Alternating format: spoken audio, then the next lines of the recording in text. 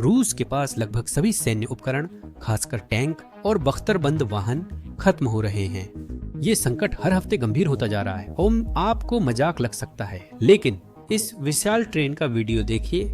रूस के बचे हुए चालू T-72 टैंकों में से एक यूरोलोवोगांजावोद प्लांट में मरम्मत के लिए जा रहा है। ये टैंक 50 साल से पुराने हैं। सच कहूं तो शायद इन्हें मरम्मत की बजाय इनके पुर्जे निकालकर बाकी टैंकों के लिए स्पेयर पार्ट्स बना दिए जाएंगे। क्या ये हैरानी की बात नहीं कि जो देश कभी टैंक सुपर पावर था, अब पुराने टैंक पाने के लिए पूर्व सोवियत राज्यों से भीख मांग रहा है। बेलारूस 2022 से ही अपने T-72 टैंक और BMP-2 बख्तरबंद गाड़ियां रूस को लौटा रहा है। तो क्या ये सच है कि रूस के पास 2026 तक सिर्फ टैंक और बख्तरबंद गाड़ियां ही नहीं बल्कि लगभग सब कुछ खत्म हो सकता है? और अगर ऐसा है तो क्या ये आधुनिक युद्ध में टैंकों का अंत हो सकता है? हम इन सब बातों को जल्दी कवर करेंगे, लेकिन उससे पहले मौजूदा हालात पर नजर डालते हैं। मुख्य विषय पर जाने से पहले कृपया लाइक बटन दबाएं ताकि एल्गोरिदम में बने रहें। YouTube को गंभीर कंटेंट पसंद नहीं है और आपके लाइक्स हमारे लिए बहुत मायने रखते हैं, क्योंकि हम लगातार ऐसे भू राजनीतिक विषयों को बनाने और पहुंचाने की कोशिश कर रहे हैं। ठीक है, चलिए वीडियो शुरू करते हैं।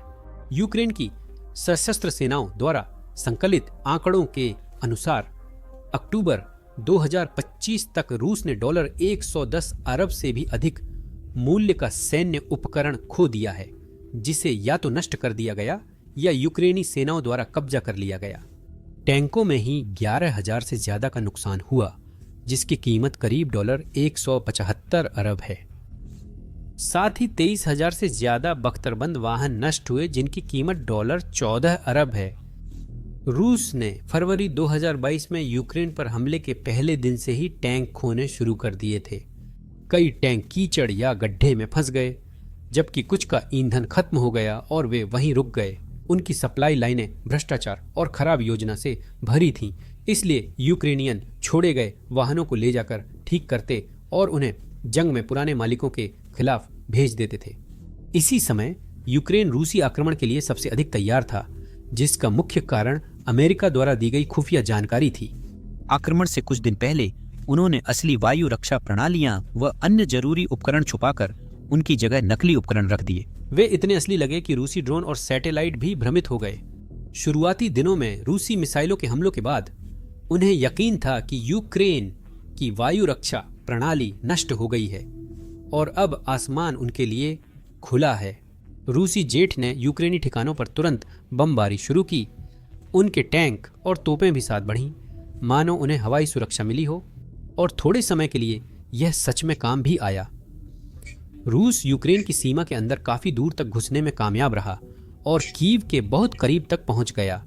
यहीं से रूस के हालात बिगड़ने लगे। यूक्रेन ने रूस की हवाई सहायता को निशाना बनाकर उनके विमान और हेलीकॉप्टर गिरा दिए। हवाई सुरक्षा न होने पर रूसी टैंक और बख्तरबंद वाहन कमजोर और असुरक्षित हो गए। यूक्रेन की घात लगाकर किए गए हमलों के लिए ये आसान शिकार बन गए, जो हर मोड़ पर उनका इंतजार कर रहे थे। आने वाले हफ्तों में नाटो ने ऐसे हथियार भेजे जिससे रूसियों की स्थिति और खराब हो गई। अमेरिकी जैवलिन और ब्रिटिश इन लॉ जैसे कंधे पर रखकर चलाए जाने वाले मिसाइल यूक्रेन में बड़ी संख्या में पहुंचने लगे। ये मिसाइलें सटीक थीं, यूक्रेनी सैनिक आसानी से इस्तेमाल कर सकते थे और हर बार लक्ष्य पर लगती थीं। यूक्रेन ने मिसाइलों के साथ रोजमर्रा के औद्योगिक व उपभोक्ता हिस्सों से बने FPV ड्रोन पर भी प्रयोग शुरू किया। सिर्फ कुछ ही महीनों में ये छोटे और सस्ते ड्रोन रूसी बख्तरबंद गाड़ियों को ऐसी रफ्तार से तबाह कर रहे थे जिसकी किसी ने उम्मीद नहीं की थी। विनाश इतना भयानक था कि रूस को मजबूरन अपने पुराने सोवियत युग के टैंक भंडार का सहारा लेना पड़ा। युद्ध से पहले माना जाता था कि मॉस्को के पास करीब 10,000 टैंक डिपो में थे। उनके पास TSC T-72 से लेकर पुराने T-62, T-55 और 1950 के दशक की कुछ धरोहरें भी थीं। पुतिन वास्तव में मानते थे कि उनके पास असीमित भंडार है, खासकर क्योंकि सैकड़ों मिलियन रूबल इन टैंकों की मरम्मत और युद्ध के लिए तैयार रखने के लिए आवंटित किए गए थे।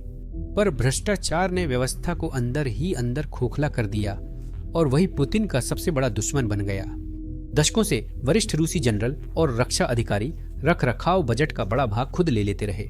स्पेयर पार्ट्स, नियमित रखरखाव और जरूरी अपग्रेड के लिए जो पैसा था उसे फर्जी बिलों और शेल कॉन्ट्रैक्ट्स के जरिए निकाल लिया गया।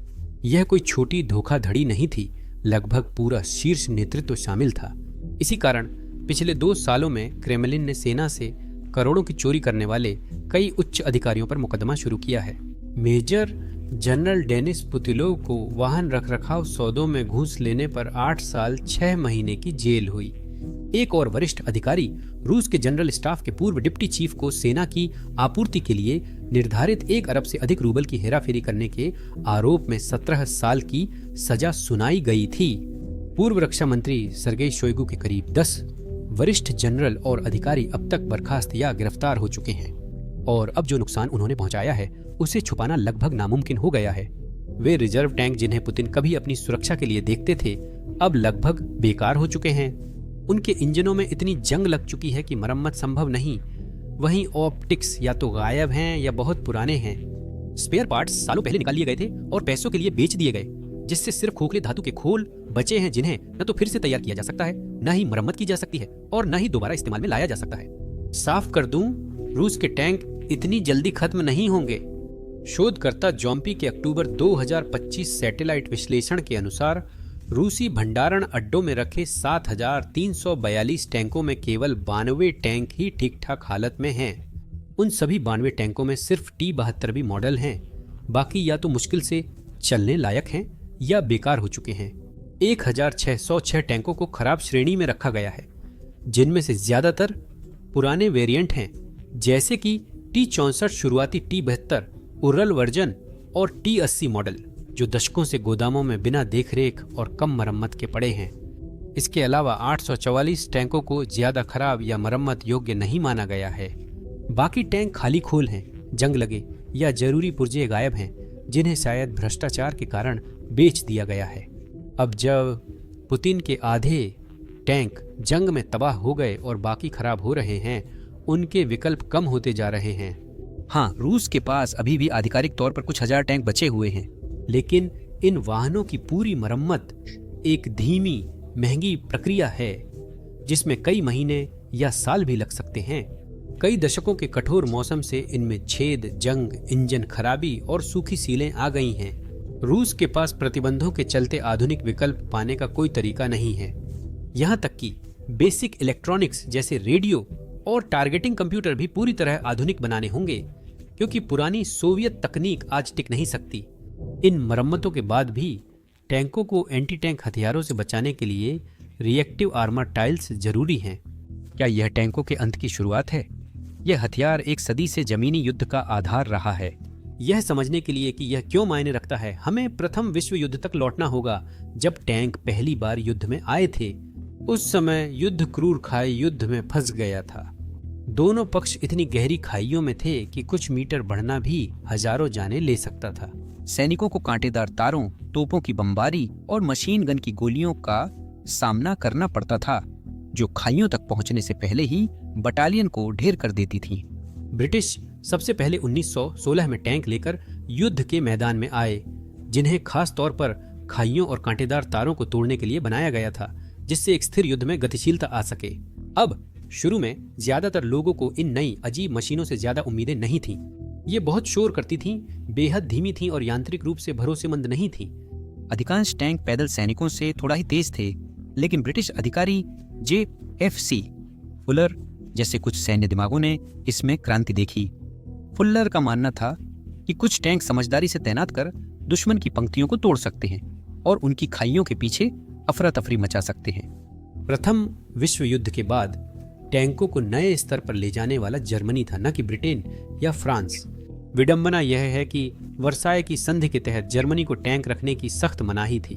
टैंकों को छोड़ने की बजाय जर्मन सैन्य विचारकों ने प्रथम विश्व युद्ध के लंबे गतिरोध का कारण गहराई से अध्ययन किया।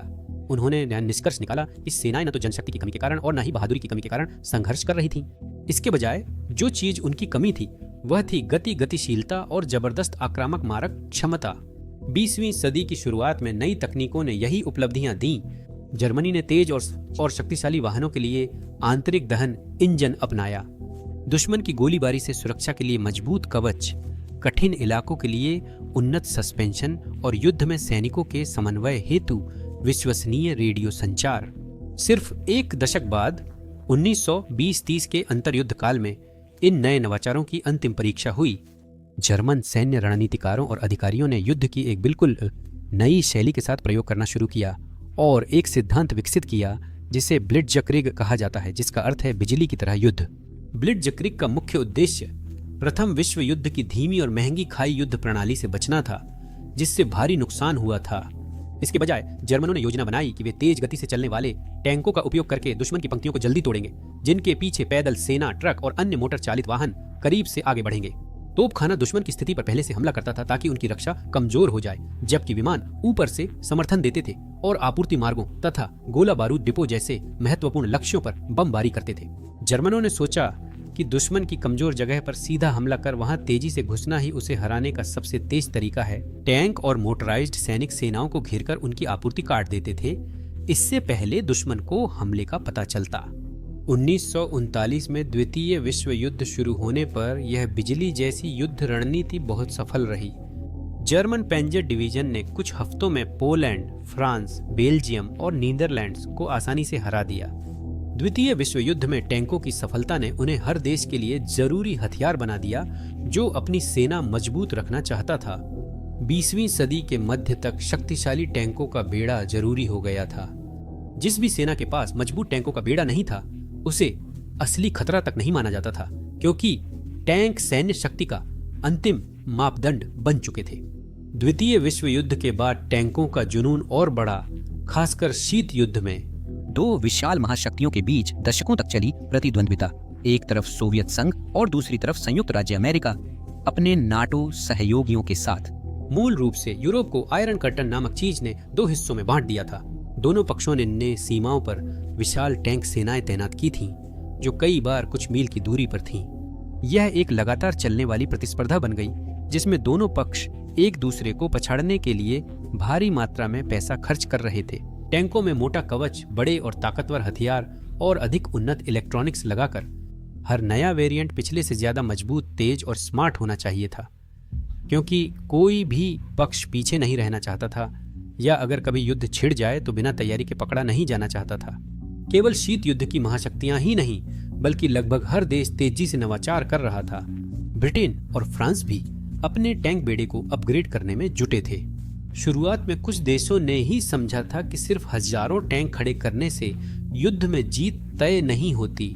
इसका सबसे अच्छा उदाहरण शायद 1967 का 6 डे वॉर था। इजराइल को एक साथ कई पड़ोसी अरब देशों जैसे मिस्र, सीरिया और जॉर्डन के खिलाफ लड़ना था, जो एक साथ हमला कर रहे थे, और इराक जैसे देशों का समर्थन भी उन्हें मिल रहा था। उस समय लगभग सबाबंदा सभी को लगता था कि इजराइल के पास कोई मौका नहीं है, खासकर इसीलिए क्योंकि वे संख्या में बहुत कम थे, खासकर टैंकों के मामले में। इजराइल के पास करीब 800 टैंक थे, जबकि अरब देशों के पास 2500 से ज्यादा, जिनमें कई आधुनिक सोवियत T-55-4 और T-55 शामिल थे। वे उस समय के बेहतरीन टैंकों में थे। इतने बड़े नुकसान के साथ लगभग सभी को उम्मीद थी कि इजराइल हार जाएगा, लेकिन जो हुआ उसने पूरी दुनिया को चौंका दिया।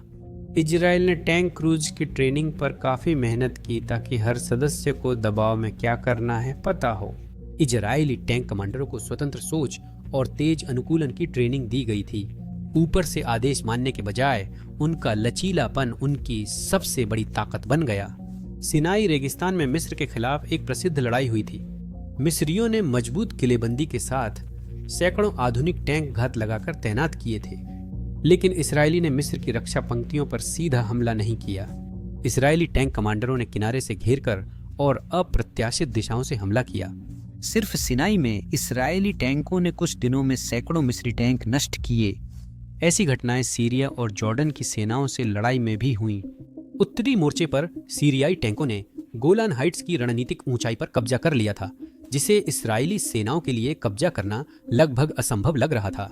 फिर भी इस्राएली टैंक यूनिट्स ने तेजी, चौंकाने और साहसी रणनीति से अप्रत्याशित रास्तों से पहाड़ियों पर चढ़ाई की, जिससे सीरियाई यूनिट्स हैरान रह गईं।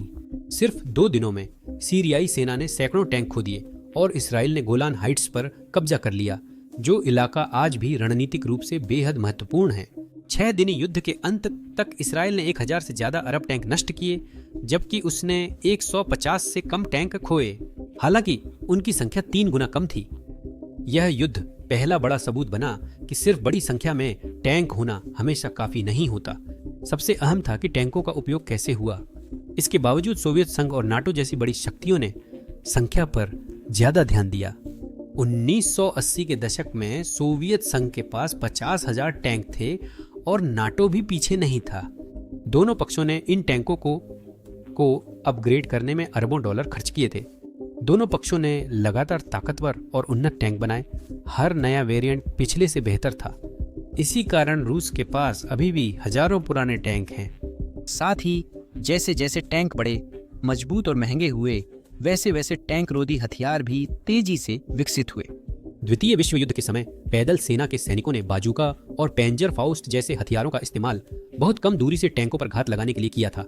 ये बेहद खतरनाक हथियार थे जिनके इस्तेमाल के लिए सैनिकों को दुश्मन के टैंकों के बहुत करीब जाना पड़ता था और फौलादी हिम्मत चाहिए थी। असल बदलाव 1970 के दशक में आया, खासकर 1973 के यौम किपुर युद्ध के दौरान। इजरायली टैंक यूनिट्स जो कुछ साल पहले तक अजेय लगती थीं, अचानक खुद को भारी नुकसान झेलते हुए पाईं। मिस्र और सीरिया की पैदल सेना जो सोवियत निर्मित 83 सागर मिसाइल से लैस थी, इजरायली टैंकों को 2 या यहां तक कि 3 किलोमीटर दूर से भी नष्ट कर रही थी। पहली बार पैदल सेना को टैंक के पास जाकर जान जोखिम में नहीं डालनी पड़ी। इसके बजाय वे छिपे रह सकते थे, सुरक्षित दूरी से मिसाइल दाग सकते थे और एक भारी बख्तरबंद वाहन को नष्ट कर सकते थे, इससे पहले कि टैंक चालक दल को पता चलता कि उन पर हमला हो रहा है। 1973 के झटके के बाद कई विशेषज्ञों ने टैंकों के युग के अंत की बात कही। आखिरकार कोई भी देश एक सस्ते मिसाइल से, जिसकी कीमत सिर्फ कुछ हजार डॉलर है, आसानी से टैंक को नष्ट कर सकता है, तो फिर कोई भी देश एक टैंक पर लाखों डॉलर क्यों खर्च करेगा? तब कुछ लोगों ने सोचा था कि टैंकों का अंत हो सकता है, लेकिन जैसा हम जानते हैं टैंक खत्म नहीं हुए। इसके बजाय उन्होंने खुद को फिर से ढाल लिया। सेनाओं ने इन मिसाइल खतरों से टैंक बचाने के तरीके खोजने शुरू किए। सबसे बड़ी सफलताओं में से एक पश्चिमी देशों, खासकर ब्रिटेन से आई, जिसे चौबम आर्मर कहा जाता है। पहले के टैंकों के साधारण स्टील कवच के बजाय चौबम आर्मर कई परतों में सिरेमिक, स्टील, प्लास्टिक और खास सामग्रियों से बना था। इसका काम आधुनिक एंटी टैंक मिसाइलों के विनाशकारी धमाके को सोखना, मोड़ना और कम करना था। इस तकनीकी छलांग का मतलब यह नहीं था कि एंटी टैंक मिसाइलें बेकार हो गईं, लेकिन इसका मतलब यह था कि अब टैंक लड़ाई में ज्यादा देर तक टिक सकते थे, जिससे उन्हें पलटवार करने और उन हमलों से बचने का मौका मिलता था जो पहले उन्हें पूरी तरह नष्ट कर देते थे। शीत युद्ध की प्रतिद्वंद्विता के दूसरी ओर सोवियतों को भी पता था कि उन्हें अपने टैंकों को इन लगातार घातक होती मिसाइलों से बचाने का कोई तरीका चाहिए। पश्चिमी देशों की तरह महंगा कवच बनाने की बजाय उन्होंने एक सरल और प्रभावी विचार अपनाया, जिसे विस्फोटक प्रतिक्रियाशील कवच या ERI कहते हैं। ERI छोटी आयताकार ईंटों का समूह है जिनमें विस्फोटक होते हैं और टैंकों के बाहर लगाए जाते हैं। इसका विचार यह था कि जब कोई आने वाली मिसाइल या रॉकेट टैंक से टकराए तो ये विस्फोटक ईंटें तुरंत बाहर की ओर फट जाएंगी, जिससे आने वाली मिसाइल के घातक वारहेड को या तो बाधित कर देंगी या पूरी तरह नष्ट कर देंगी, इससे पहले कि वह टैंक के कवच को भेद सके। लेकिन इन सुधारों के बाद भी टैंकों की हानि अभी भी बहुत अधिक थी। सैन्य योजनाकारों ने समझा कि सिर्फ तकनीक नहीं, रणनीतियां भी बदलनी चाहिए। टैंक छिपे एंटी टैंक मिसाइलों वाली इन्फेंट्री टीमों को खोजने और उनसे लड़ने में प्रभावी नहीं थे। इस समस्या को हल करने के लिए सेनाओं ने संयुक्त हथियार दृष्टिकोण, कंबाइंड आर्म्स अप्रोच विकसित किया, जिसका मतलब था कि अब टैंक कभी अकेले नहीं लड़ेंगे। इसके बजाय वे हमेशा इन्फेंट्री, आर्टिलरी और एयरक्राफ्ट के साथ आगे बढ़ेंगे और एक दूसरे की कमजोरियों को कवर करेंगे। इन्फेंट्री यूनिट्स जरूरी थीं क्योंकि वे दुश्मन की मिसाइल टीमों को देख सकती थीं जो टैंक नहीं देख सकते थे। एयर सपोर्ट आगे जाकर दुश्मन की पोजीशन का पता लगाने, उन्हें चिन्हित करने और उन लक्ष्यों को नष्ट करने में मदद करता था जो टैंकों के लिए अकेले बहुत खतरनाक या छुपे हुए होते थे। और आर्टिलरी यूनिट्स बहुत महत्वपूर्ण थीं क्योंकि वे उन इलाकों पर जल्दी से फायर कर सकती थीं जहां दुश्मन की मिसाइल टीमें छुपी होने का शक होता था। इससे पहले कि वे हथियार चला पाते, 1973 के युद्ध में भारी टैंक नुकसान के बाद इजरायली और अमेरिकी सेनाओं ने आर्टिलरी यूनिट्स के साथ नई युद्ध योजनाएं बनाई। पहले ही उन स्थानों का चयन करना जहां दुश्मन की मिसाइल टीमें छिप सकती थीं। जैसे ही दुश्मन की इन्फेंट्री गोली चलाने दिखती, आर्टिलरी के गोले उन जगहों पर बरसते जिससे वे छुपने और सटीक हमला करने में असमर्थ रहते। ऐसी तालमेल से टैंक युद्ध में ज्यादा टिकाऊ और प्रभावी हो गए। इसी कारण 1980-90 के दशक में टैंकों ने फिर प्रतिष्ठा पा ली थी। 1982 के लेबनान युद्ध और 1991 के खाड़ी युद्ध ने दिखाया कि आधुनिक टैंकों को संयुक्त हथियार रणनीति से सही तरह उपयोग किया जाए तो वे आसानी से हावी हो सकते हैं।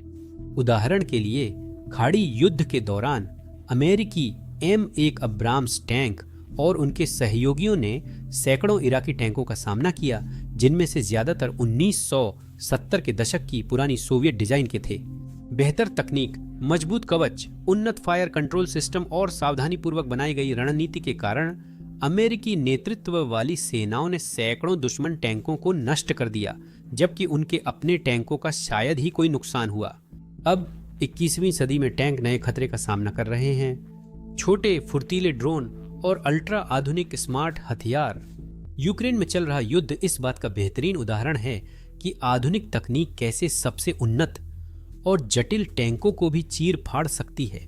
एक बेहतरीन उदाहरण है अमेरिकी जेवलिन मिसाइल, जिसने रूसी बख्तरबंद गाड़ियों को खूब नुकसान पहुंचाया है। जेवलिन मिसाइल घातक है क्योंकि ये ऊपर से हमला करती है। इसका मतलब है कि लॉन्च होने के बाद मिसाइल तुरंत हवा में ऊपर उठती है और फिर टैंक के सबसे कमजोर हिस्से यानी उसकी छत पर जाकर गिरती है। टैंक की छत पर बख्तरबंदी पतली जबकि सामने और किनारों पर मोटी होती है। इतिहास जोगरो टैंकों ने हमेशा अपने आगे या पीछे से आने वाले सीधे खतरों से सुरक्षा को प्राथमिकता दी है, जिसका मतलब है कि उनकी छतें कभी भी भारी बख्तरबंद नहीं रही हैं। जेवेलिन इस कमजोरी का पूरा फायदा उठाता है और यह एक फायर एंड फॉरगेट हथियार भी है। इसका मतलब है कि एक बार सैनिक ट्रिगर दबा देता है तो उसे न तो लगातार निशाना साधना पड़ता है और न ही लक्ष्य पर नजर बनाए रखनी पड़ती है। मिसाइल का अंदरूनी गाइडेंस सिस्टम अपने आप नियंत्रण संभाल लेता है और टैंक को पूरी तरह से खुद ट्रैक करके उस पर हमला करता है। इसे दागते ही ऑपरेटर तुरंत सुरक्षित जगह जा सकता है। टैंक क्रू के लिए हमले की दिशा जानना मुश्किल हो जाता है, जवाब देना या खतरा खत्म करना और भी कठिन है। इन स्मार्ट मिसाइलों के साथ साथ यूक्रेन ने एक और सस्ती और शायद ज्यादा विनाशकारी हथियार ड्रोन भी तैनात किए। ये छोटे सस्ते यूएवी ने रूसी टैंकों, बख्तरबंद वाहनों, तोपखाने की पोजीशन और यहाँ तक कि हेलीकॉप्टरों पर भी कहर बरपाया है। अमेरिका दशकों से प्रीडेटर और रीपर जैसे बड़े महंगे ड्रोन पर निर्भर रहा है। हर ड्रोन की कीमत करोड़ों डॉलर है और इन्हें चलाने के लिए जटिल लॉजिस्टिक्स व खास इंफ्रास्ट्रक्चर चाहिए। बिल्कुल, जब ये ड्रोन बिना उचित रक्षा वाले विद्रोही समूहों के खिलाफ इस्तेमाल किए गए तो ये बहुत अच्छे से काम करते थे। सैन्य विशेषज्ञों ने हमेशा सवाल उठाया कि ये ड्रोन रूस या चीन जैसे उन्नत दुश्मनों के सामने कैसे टिकेंगे, और यही बात अब यूक्रेन ने साबित कर दी है।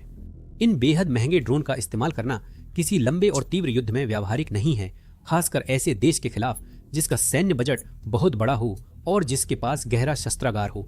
यूक्रेन छोटे और सस्ते कमर्शियल ड्रोन का उपयोग करता है। इन्हें बदलना आसान था। रूसी एयर डिफेंस के लिए इन्हें पकड़ना मुश्किल था और ये टैंकों के कमजोर हिस्सों को निशाना बनाने के लिए काफी सटीक थे। रूस के यूक्रेन पर हमले से 2 साल पहले 2020 में अजरबैजान आर्मेनिया के नागोर्नो कराबाख युद्ध ने ड्रोन की प्रभावशीलता दिखाई थी। अजरबैजान ने बायलाक्तार TB2 ड्रोन से करीब 120 आर्मेनियाई टैंक और कई बख्तरबंद वाहन नष्ट किए। आक्रमण के वक्त यूक्रेन के पास करीब 12 TB2 ड्रोन थे। फिर भी इतनी कम संख्या में होने के बावजूद उन्होंने तुरंत ही रूस के महत्वपूर्ण उपकरणों को निशाना बनाया। लेकिन यूक्रेन ने जल्दी ही समझ लिया कि वह सीमित संख्या में मौजूद बायकतार्स पर निर्भर नहीं रह सकता। उसे कुछ ऐसा चाहिए था जो सस्ता हो और जल्दी बनाया जा सके। तभी छोटे हॉबी ड्रोन और यहाँ तक कि कृषि ड्रोन भी युद्ध के मैदान में आ गए। सैनिकों ने ड्रोन पर RPG वॉरहेड्स या IED लगाकर उन्हें सीधे लक्ष्यों की ओर भेजा। अगर ड्रोन लक्ष्य नष्ट नहीं कर पाते तो वे और ड्रोन भेजते हैं जब तक लक्ष्य तबाह न हो जाए। युद्ध शुरू होने के 1 महीने बाद ही इसका पहला उदाहरण आया। मार्च 2022 में 40 मील लंबा रूसी बख्तरबंद काफिला कीव की ओर बढ़ा। क्वाड बाइक पर सवार एक छोटी यूक्रेनी ड्रोन टीम ने रात में कई घात लगाकर हमले किए, जिसमें उन्होंने संशोधित व्यावसायिक ड्रोन से 1.5 किलोग्राम के बम गिराए। शुरुआत में वे काफिले के आगे के 2-3 वाहन ही नष्ट कर सके, पर यही काफी था। बाकी काफिला फंस गया और यूक्रेन ने जितना संभव हो सका उतने वाहनों को व्यवस्थित रूप से नष्ट कर दिया। 2022 के मध्य तक यूक्रेनियों ने भीड़ से 6000 प्लस व्यावसायिक ड्रोन जैसे DJI मैविक जुटा लिए थे। यह देखकर कि ये ड्रोन कितने प्रभावी थे, यूक्रेन को विशेष सहायता मिलनी शुरू हो गई, जैसे कि अमेरिकी स्विचब्लेड, लूटिंग म्यूनिशन, पोलिश वॉरमेट ड्रोन और जाहिर है और भी बहुत कुछ। यूक्रेनी पायलटों ने जेवलिन मिसाइलों के काम करने का तरीका सीखा और ड्रोन का उपयोग भी वैसे ही करने लगे। टैंक के सामने की तरफ निशाना साधने के बजाय उन्होंने सबसे कमजोर हिस्सों पर हमला करना शुरू कर दिया, मुख्य रूप से टर्रेट की छत, इंजन डेक और ऊपर के अन्य पतले कवच वाले हिस्सों पर। इन हिस्सों में छोटी सी विस्फोट भी टैंक के ईंधन या गोला बारूद को ट्रिगर कर भारी तबाही मचा सकती है। जेवलिन की कमी के कारण यूक्रेन ने सस्ते फर्स्ट पर्सन व्यू आत्मघाती ड्रोन और घरेलू विस्फोटकों के उत्पादन पर ध्यान दिया, जिन्हें बड़ी संख्या में तैनात किया जा सकता था। रणनीतिक रूप से यूक्रेनी ड्रोन टीमें आमतौर पर छोटे समूहों में काम करती थीं। एक बड़ा टोही ड्रोन युद्ध क्षेत्र के ऊपर ऊंचाई पर उड़ता था, छिपे हुए टैंकों या बख्तरबंद वाहनों की तलाश करता था। लक्ष्य दिखते ही कई फर्स्ट पर्सन व्यू आत्मघाती ड्रोन छोड़े जाते थे। आधुनिक रूसी T-72 या T-90 टैंक की कीमत करीब $3-5 मिलियन प्रति टैंक है। एक को जेवलिन मिसाइल से नष्ट करने में लगभग 80,000 का खर्च आता है। डू इट योरसेल्फ ड्रोन का इस्तेमाल कर आप सिर्फ कुछ $1000 खर्च करते हैं। यह यूक्रेन के लिए बहुत बड़ा फायदा है, क्योंकि वे दर्जनों ड्रोन खो सकते हैं और फिर भी काफी आगे रह सकते हैं। 2025 की शुरुआत तक ओरिक्स जैसे स्वतंत्र विश्लेषकों ने 21,000 से अधिक रूसी सैन्य उपकरणों की पुष्टि की थी, जिनमें 4,000 से अधिक टैंक फोटोग्राफिक सबूतों से सत्यापित थे। ये उपकरण या तो नष्ट, क्षतिग्रस्त या कब्जा किए गए थे। ओरिक्स केवल उन्हीं नुकसानों को गिनता है जो तस्वीरों या वीडियो से पुष्टि हो सकें। असली आंकड़े इससे अधिक हो सकते हैं। कुछ विशेषज्ञ मानते हैं कि रूसी टैंक नुकसान 11,000 तक हो सकता है। साथ ही 23,000 बख्तरबंद वाहन, 30,000 तोपखाना। 2022 के आक्रमण के बाद से सैकड़ों विमान, हेलीकॉप्टर, कुछ नौसैनिक जहाज और एक पनडुब्बी खो गए हैं। अब रूस ने खुद को ढालना शुरू कर दिया है। उन्होंने बख्तरबंद वाहनों पर धातु के पिंजरे, पाइप और तार लगाना शुरू किया है। मुझे पता है ये बेवकूफ़ी लगती है और यकीन मानिए इसके साथ कई कमियां भी आती हैं, लेकिन हैरानी की बात है कि ये उपाय काफ़ी असरदार साबित हुए हैं। यूक्रेनी ड्रोन हमलों के खिलाफ ये असरदार रहे हैं।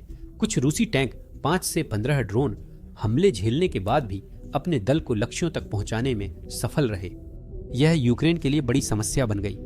अब उन्होंने रणनीति बदलकर एंटी टैंक माइंस को स्मार्ट तरीके से तैनात करना शुरू किया। अब वे माइंस हर जगह नहीं बिखेरते। यूक्रेनी ड्रोन टीमें माइंस ड्रोन पर लगाकर रूसी टैंकों के रास्ते में सटीक रूप से गिराती हैं। अगर यह रणनीति काम करती है तो कम से कम टैंक वहीं पर रुक जाता है, जिससे वह आगे के ड्रोन हमलों के लिए एक आसान निशाना बन जाता है जिनमें IED लगे होते हैं। क्या इसका मतलब है कि टैंक और भारी बख्तरबंद वाहन अब आधुनिक युद्ध में लगभग खत्म हो गए हैं? क्या वे आज के युद्ध में अहम भूमिका निभा सकते हैं? यूक्रेन की कहानी कुछ और कहती है। जैसा कि मैंने पहले कहा था, टैंक कभी भी अकेले लड़ने के लिए बनाए या डिजाइन नहीं किए गए थे, लेकिन जब उन्हें सही तरीके से तैनात किया जाता है, मजबूत हवाई समर्थन, पैदल सेना, तोपखाने और इंजीनियरों के साथ, तो वे बेहद उपयोगी और प्रभावी हो सकते हैं। यूक्रेन शुरू से इन संयुक्त हथियार तरीकों का उपयोग कर रहा है, जिससे साबित होता है कि टैंक आज भी ड्रोन और आधुनिक एंटी टैंक हथियारों के बावजूद असरदार हैं। रूसी टैंक अक्सर बिना समर्थन के युद्ध में जाते थे। आमतौर पर पैदल सेना यूक्रेनी एंटी टैंक टीमों को पहले ही देख और दबा देती थी, लेकिन रूस के पास समर्थन देने के लिए पर्याप्त पेशेवर सैनिक नहीं थे और उनके कमांडरों ने यूक्रेन की क्षमताओं को कम आंका। यूक्रेनी यूनिट्स जिनके पास जेवलिन या RPG थे, वे जंगल या शहरी इलाकों में छिपकर टैंकों पर घात लगा सकते थे। आपको यह सुनकर हैरानी होगी कि लगभग 4 साल की जबरदस्त लड़ाई के बावजूद रूस और यूक्रेन के बीच सीधे टैंक पर टैंक की लड़ाइयां बेहद ही कम हुई हैं। 2023 तक रूस के अधिकतर अनुभवी टैंक क्रू मारे या घायल हो गए थे। उनकी जगह कम प्रशिक्षित युवा सैनिक रखे गए, जिन्हें जल्दी प्रशिक्षण देकर पुराने टैंकों में भेजा गया, जिनका संचालन वे ठीक से नहीं जानते थे। प्रभावी प्रशिक्षण की कमी से रूसी टैंक यूनिटें घातक हमलों का जवाब देने और पैदल सेना से तालमेल में कमजोर हो गईं, जिससे वे आसानी से घातक परिस्थितियों में फंसने लगीं। यही वजह है कि हमने युद्ध के मैदान पर इतने सारे रूसी टैंक पूरी तरह सही हालत में छोड़े हुए देखे हैं। टैंक का ईंधन खत्म होने, खराबी या कीचड़ में फंसने पर चालक दल घबराकर भाग जाते थे। लेकिन यह युद्ध टैंक विकास में अगला बड़ा कदम भी ला सकता है। इतिहास जोगरो, हर बार जब टैंकों को किसी नए खतरे का सामना करना पड़ा है तो उन्होंने खुद को अनुकूलित किया है और भी मजबूत हो गए हैं। इतनी गाड़ियां खोने के बावजूद टैंक भविष्य के युद्ध क्षेत्रों में अहम हथियार बने रहेंगे। यूक्रेन मानता है कि टैंक अभी भी जरूरी हैं। वे जर्मनी के लेपर्ड 2, ब्रिटेन के चैलेंजर 2 और अमेरिका के M1 अब्राम्स जैसे पश्चिमी टैंक पाने की इतनी जोरदार पैरवी क्यों कर रहे हैं? यूक्रेनी कमांडर टैंकों को उतना ही महत्व देते हैं जितना सेनाएं द्वितीय विश्व युद्ध से देती आई हैं। टैंक दुश्मन की लाइनें तोड़ने और कब्जा इलाका बनाए रखने के लिए फायर पावर, सुरक्षा व गतिशीलता देते हैं, खासकर कड़े प्रतिरोध के समय। समन्वित टैंक यूनिटें दुश्मन की खाइयों को पार कर पैदल सेना को फायर सपोर्ट देती हैं और हल्के वाहनों को नष्ट करने वाले हमलों से बच सकती हैं। उदाहरण के लिए, जब यूक्रेन ने 2023 के मध्य में रक्षा अभियान शुरू किया, खासकर जापोरिजिया जैसे इलाकों में, तो उन्होंने रूसी रक्षा पंक्तियों को तोड़ने के लिए टैंकों को पैदल सेना के लड़ाकू वाहनों के साथ सावधानी पूर्वक मिलाया। यूक्रेनी टैंकों को भी रूसी गाड़ियों की तरह बारूदी सुरंगों और टैंक रोधी मिसाइलों का खतरा झेलना पड़ा। और हाँ, यूक्रेन ने अपने कुछ नए लियोपार्ड और ब्रैडली भी खो दिए, लेकिन ये नुकसान कभी भी उस स्तर तक नहीं पहुंचे जैसा रूस ने अनुभव किया था। सबसे बड़ा फर्क यह था कि यूक्रेन ने इन खतरों से निपटने के लिए जल्दी ही अपनी रणनीति को अपनाया और उसमें बदलाव किया, जबकि रूस बार बार ऐसा करने में नाकाम रहा। अब निष्पक्ष रूप से कहें तो हमने फ्रंट लाइन पर रूसी सैनिकों द्वारा कुछ अच्छे समाधान प्रस्तावित होते देखे हैं, लेकिन रूस की सैन्य नेतृत्व प्रणाली इतनी दोषपूर्ण और कमांड संरचना इतनी भ्रष्ट है कि नई रणनीतियां शायद ही कभी प्रभावी रूप से लागू हो पाती हैं। यह सब कहने के बाद यूक्रेन में चल रहे युद्ध ने निश्चित रूप से दुनिया भर की सेनाओं को यह कड़ा सबक सिखाया है कि टैंक वास्तव में कितने असुरक्षित हो सकते हैं। सिर्फ इसलिए कि टैंक जरूरी हैं, इसका मतलब यह नहीं है कि वे अजेय या अडिग हैं। ड्रोन और सटीक हथियारों के बढ़ते उपयोग से टैंकों को प्रासंगिक रहने के लिए नई रक्षा रणनीति और तकनीक चाहिए। हाँ, टैंक आज भी अहम हैं, बस रूस जैसा इस्तेमाल नहीं करना चाहिए। यूक्रेन और नाटो ने इसे करीब से देखा है और युद्ध क्षेत्र के सबक अपनाकर अपने टैंकों को भविष्य में नष्ट करना मुश्किल बना रहे हैं। जब रूस ने अपने बख्तरबंद वाहनों का एक बड़ा हिस्सा खो दिया तो उसने स्टील की जगह इंसानी शरीरों से भरपाई करने की कोशिश की। उन्होंने बिना पर्याप्त समर्थन या सुरक्षा के पैदल सेना भेजी, जिससे भारी हताहत हुए। इसी बेवकूफ़ी भरी रणनीति की वजह से रूस को 10 लाख से ज्यादा हताहतों का सामना करना पड़ा और अब उनके पास जनशक्ति भी कम पड़ रही है। रूस की अब यही आशा है कि उसकी फैक्ट्रियां उतनी तेजी से टैंक बना सकें जितनी तेजी से यूक्रेन उन्हें नष्ट कर रहा है, क्योंकि पुराने भंडार खत्म हो चुके हैं। लेकिन जिस तरह यूक्रेन लगातार प्रभावी और रचनात्मक नवाचार कर रहा है, ऐसा बहुत ही असंभव लगता है कि ये नए बने रूसी टैंक जब मोर्चे पर भेजे जाएंगे तो ज्यादा समय तक टिक पाएंगे। कम से कम तब तक नहीं जब तक रूस अपनी रणनीति नहीं बदलता। देखने के लिए धन्यवाद।